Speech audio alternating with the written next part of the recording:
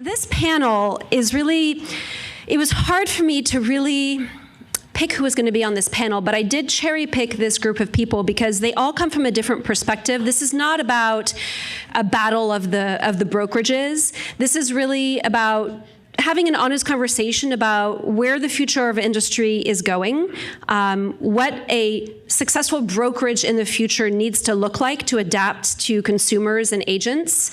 And so I wanted to have a diverse opinion from different people who are not just broker owners. I'm going to actually go down the line. I'm going to introduce. So Elan Bitan comes from a very varied background. You were in finance. You've done strategic planning in corporate world. Most recently, the past decade, you've been a builder. You've used realtors. You've had experiences on both sides. And then we have Jeff Lobb, who has been a realtor, owned a brokerage, coached teams. He's a sales trainer. He's a speaker. He knows the industry. He's been in the industry 34 years, you were saying? Yeah. So great perspective there. And then we have Lucas Wolf, who is an agent and broker owner in our market, based in Springfield, right, Lucas? And I really admire what he's done. He's built quite a good boutique brokerage here in our market, as I said. And so he's going to bring his perspective coming from there. And Michael Valdez, we spoke about earlier. He's been in the industry, working with all different brands and models with Realogy and now EXP. We have Bill Flagg from Queen ERA Realty, who is a family business. Oh, thank you. Perfect. He is also the president of the North Jersey Association of Realtors. So thank you for being here, Bill. And then we have Matthew Curcio, who has gone through different models and is currently building his business at Real. And then we have Veronica Figueroa, who we know from earlier, who is an amazing, team leader, entrepreneur, coach. What can I say? We've gone through your resume, and you're amazing. So I'm going to start the conversation off. So I've been in the business for 15 years, and over the course of those 15 years, I've seen a lot of shifts in technology and models, and what we haven't seen, or what I've noticed most, is that the makeup of the realtor has changed. We've really seen kind of the rise of the real estate entrepreneur. And I think a lot of them have been on the stage today. You've heard a lot of them speak. But what I'd like to ask the panel as a first question is, how does the industry and how do brokerages need to adapt with this rise of the real estate entrepreneur? You want us all to answer that question? Yep, we'll go through. Start with you. Ladies first, I guess. Yeah. I was a broker owner prior to joining EXP. I sold my RE/MAX franchise, and I guess I can speak from I was a broker, I was also a team leader, and then I would listen to the agents. And I think the question was, how does the real estate How does the real estate industry, how do brokerages need to adapt now that there's been this rise of the real estate entrepreneur? Yeah. Realtors are more than just realtors now. They want to build teams. They want to build a business. Yeah, and so my situation was probably exactly that. I wore the hat of a broker, but I also was a team leader, and I needed more for my own fulfillment, and as well as the tools and resources I was providing for my team. My agents would rise up, and then eventually they wanted to build their own brand and build their business. And for me, being the broker behind the desk, servicing the agents, yet also understanding the brokerage model I was in prior to was not a financial model that was lucrative for the broker, but it was very lucrative for the agent. It was not a balanced model for myself. I needed to make sure I was aligned with what I truly felt I could do. And I love to develop agents, grow agents, and I grew an affinity towards teams. I felt the teams were a little bit more predictable. And it was just something I as a broker, I tried multiple different ways. The traditional brokerage model where everything's about the agent, and then I tried the model, but then I saw agents were failing, and then I wanted to have a little bit more control over their activities, and the team model usually can have a little bit more of a predictable cadence, how you coach the agents. Agents on a team seem to be a little bit more receptive to being accountable and coached and mentored. So for me, I started falling in love with that because I started seeing the success of agents start on my team. I became the team bridge, but yet I had independent agents in my brokerage that had a little bit of resentment towards the success of our team internally. So I had to decide what kind of brokerage did I want to run. And the team bridge model was a lot more it was more fulfilling, it was more profitable, but eventually, as those agents grew up, they also want to spread their wings, and I wanted to see them grow. But my model at the time did not allow me to go wide because of the brokerage model that I was at.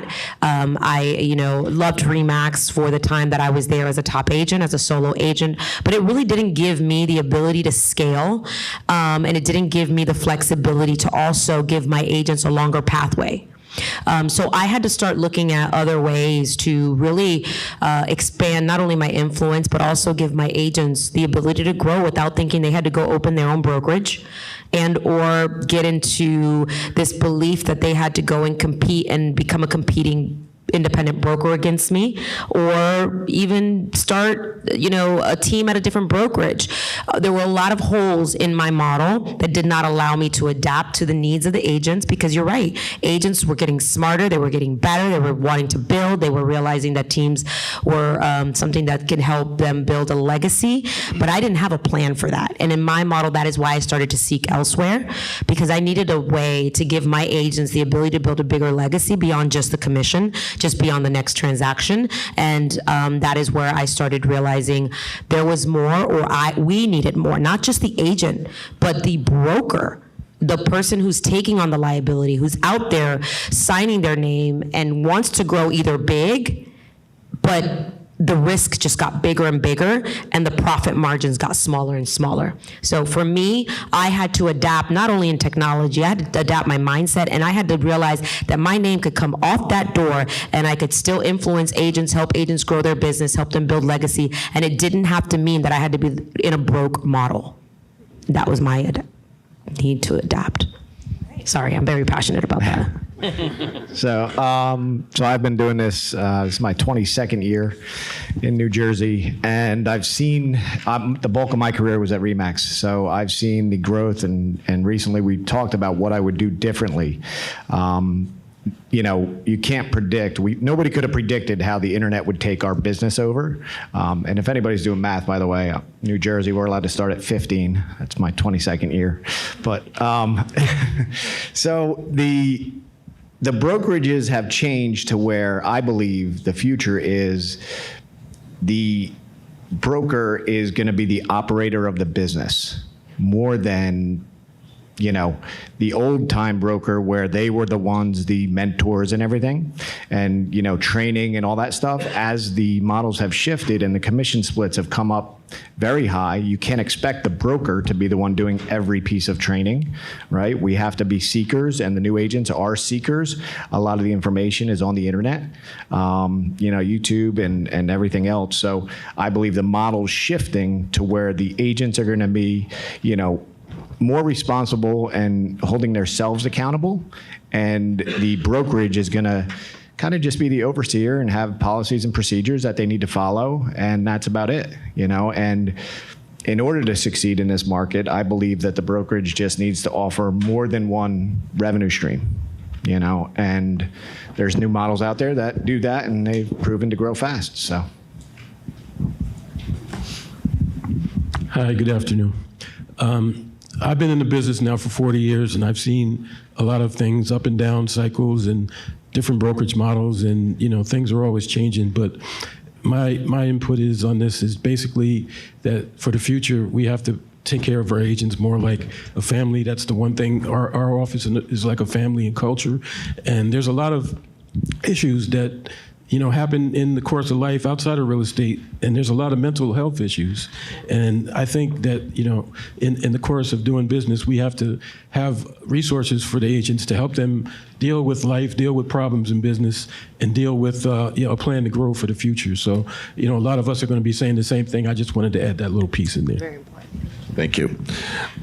So as you were saying, I ran 6 brands under Realogy, which was 300,000 agents across 113 countries. And now I'm the Chief Growth Officer for EXP. We're now at 85,000 agents across 22 countries. And it always comes back to the agent. You always have to remember that you're the CEO of your own company. You were talking about entrepreneurship. How many of you actually have a business plan?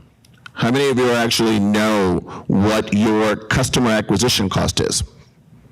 Less hands.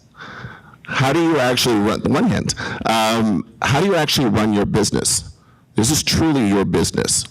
When you start thinking about, I sell real estate in fill in the blank, whether that's New Jersey, New York, wherever you're from, where are your buyers coming from? So it could be around the corner or around the world. Do you care which? If you don't, what's your plan for the latter? How do you attract people that are not in your neighborhood? How do you attract what you're selling? We live in a global economy. We live in a global world. How do you attract somebody who's not living on your block? When you start looking at your business, truly look at your business. Know your numbers. We're all from different agencies here. That's irrelevant. It is still community. We're still one industry. We all work hand in hand to make people's dreams come true. So you have to remember your own business because you're the CEO of your own company. All right. Hello, everyone. So I've been selling for about 15 years. I've been a broker owner for 10 years. And to answer your question, I think the shift has already occurred. I think that most companies have pretty much adapted to the team model. I think that going forward, there'll probably be some more liability and accountability that goes to the team leaders, whereas the broker manager simply can't oversee hundreds of agents, thousands of agents, teams, team leaders who are telling these people what to do and how to do it and really not having any oversight. But I think that these brokerages, pretty much today's brokerages, Keller Williams, EXP, all these big companies, have adapted to the entrepreneurs, and you're going to see more growth with building and investing and kind of a multifaceted brokerage and agency company rather than kind of the traditional sales model. Hi, everyone. So I've spent time as an agent, team, broker owner, and then executive for a large franchise group. And, in the brokerage business, if I put my hat back on today, which we coach a lot of brokerages and teams now, so we see from all brands, there's many brokerage models that are broken. And they're broken because of agent compression with commissions. They're broken because they have legacy systems that can't adapt and pivot compensation-wise. And there's lack of flexibility in their model to meet what the agent actually needs. The real asset of the company is the actual agent. And sometimes the value proposition, which I struggle a lot with many, very few have a really strong value proposition. It's hard to actually tell people why they should be working there without saying the same thing to over 10 different brokerages. It seems like it's the same 5 things they all talk about, and none of it's different. So when you look at that model, it needs to adapt very quickly to be able to have less boundaries. People want to sprawl, have markets across the country, markets across the states, and the compensation model needs to be more flexible where they can pivot, and in many cases they can't. The ones who are successful in a changing market are the ones who are actually still in production. And many times you have to go back to production to keep your revenue coming in because of the fact of that's the core of the revenue. So when the market's strong, brokerages will thrive. When the market changes or balances back out, the recruiting becomes a hot button and they have a hard time recruiting because their value prop is weak. And they can't generate the compensation plans to meet those team needs, and they can't because of the flex of corporations. So there are some challenges, and I think many are very similar. The ones who are going to differentiate themselves truly and look at the agent as the asset of the company and leverage that will probably be the ones that shine and move ahead in any market. Elon, sorry, one moment. We're running a little bit over on time, so I need to ask our next speaker if it's okay. And since Jeff Law is our next speaker, Jeff, is it okay? Sure. Okay, go ahead, Elad. Hi. So, I mean, although I have an agency license, I've been to maybe like 4 different firms. I understand the different models. I'm going to look at it from a different point of view. When you're talking about the future of agency, you can see the transition has been described over here as a organization flatten more and more, becoming agent-centric environments where the agents call the shots. Agents get marketing dollars today, which wasn't there in the past. But there's going to be some serious challenges in the medium term to short term as far as being an agent. And you're going to see a serious attrition in the next couple of years. A, for the reasons that you heard about the value proposition for agents, and B, because it's going to be overly competitive, there's going to be less properties to be sold, and agents actually joined in the past couple of years to this environment. So now you have too many agents and too less properties to be sold. And so what's really going to happen? How do you survive in this area, right? I think the survivalship is about the basic relationships. You have to go back to foster the relationships you had with your clients. And what does that mean? If you had a client that you sold a house for, you have to work with them to figure out if they have other friends of the family. You have to work the network of the relationship in order to survive.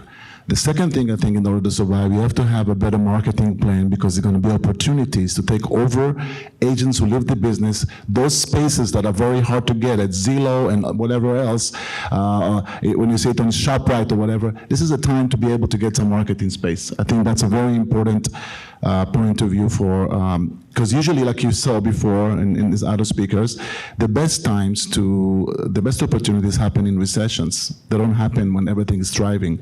So in recession is the time to start doing your hard work, hard marketing, and also if you are able to work in a team, I think it's important for you, because then the team can help each other to leverage the resources of the team to be able to be a better agent. Those 3, I think, for the next 12 to 18 months are going to be crucial for survival for agents. Great, thank you. All right, so as a next question, I wanted to, in the interest of time, I'm modifying our question list. Hang on one second here. 60-second answers. Right. Yeah. I mean, I guess we can pose the question, whoever wants to answer. What do consumers want from a brokerage moving forward? What are the expectations? Are they going to be expecting more? Are they going to be expecting ancillary services? Kind of where do you see the consumer going in their expectation from teams and brokerages? I'll take that one. I'll take one of those. I personally am an advocate for consumer solutions. I have always been an advocate for giving consumers options that are oftentimes even non-traditional. I participated in the iBuyer movement. I participate in options for sellers. We have an entire seller suite. Same thing for buyers. Of course, the buyer cash options or bridge for buyers who were in our very challenging market over the last 2 years, right, where they had to leverage cash before closing on their homes. I think as an agent, we need to understand what's happening in the market. We need to be the ones to address these resources, these options to consumers, whether you think you're going to lose the listing or not, whether it was to an iBuyer or that they were not going to use, the lender of your choice because they found someone that's going to give them options to whether it was bridging the transaction or getting their equity up front. I think when you go into a listing appointment or to a buyer consultation and you can be the person that educates them and the expert that has vetted these programs because they are searching on their own. The consumer is aware of all the different options out there. They're looking for an expert who is going to guide them through the process. And I think you need to open your toolbox. I think you need to definitely be open-minded to the different options that buyers and sellers have, as well as in the selling suite, like whether it's repair now, pay later. You have to become familiar with these different options that your sellers and buyers have, and you are the guide to guide them. You're not here to tell them which is best for them. You have to help them navigate, to help them explore and find out which is the best solution for them. And I think the agents and the brokerages that are open to understanding what buyers and sellers' options are will win in the future, because you are the one who is truly putting the consumer's interest. Don't be that person that says, well, you don't want to go with this because you're going to sell your house for 5% less. What's important is how quick they need to get to their home, or what's important to them, what their next journey looks like, and you helping unlock that. And what do you have in your toolbox to help them get there? So I am an advocate for always having additional options for my buyers, sellers, and we have designed programs around that. And in our marketing campaigns, we talk about those things that most agents are afraid to talk about. So I'll jump on that. So because our industry is one industry where 100 agents, it doesn't matter if they were all at the same company, the consumer will have 100 different experiences. We all agree? Raise your hand if you agree. Yep. Right? Every different agent in your company will provide a different experience. So I believe the consumer wants a seamless transaction. And that's where, real estate in general, there's no brand that has figured out a red carpet, right, approach to say, if everybody works with us, you get this, red carpet service, and you're going to be treated this way. And honestly, the consumers don't really care. And especially nowadays with the internet, it's removed the brand, right? Because a lot of people that know that you sell real estate online, I guarantee you 90% of your followers do not know who you work for. And, so to me, the consumer wants a seamless process. It's our job. And the consumers are also on information overload from the internet, when they go, how do I sell a house? What should I do? And all that stuff. So your job as an agent is to, navigate through the information for them and provide them the information and the tools that they need to get their next move complete in their terms, right? It's not always a sales price. It may be timing. It may be a lot of other things. So that's my... Yeah, I'll take that real quick. I think we need to prove our value and provide, the services that we're getting paid for. I know that the market is going to change, and we're going to shift towards a balanced market, and maybe even in a buyer's market in a couple of years. So you have to prove your value, because like everyone said, all the information is on the internet. People know what you do, but you have to prove your value, and you're going to face competition in commissions, and the sellers are going to be trying to get you to work for less money, because everybody's going to wind up having to do it one way or the other. So you have to give the value to them, prove what the value is, and provide services that cover all their needs so that they can come out with the best result. So just following up on that, you have to earn your place at the table. You're the trusted advisor. In the last 5 years, because of all of what the market was doing, the Bravo shows, everyone jumped in and thought they were going to be a millionaire. Unfortunately, some of them were.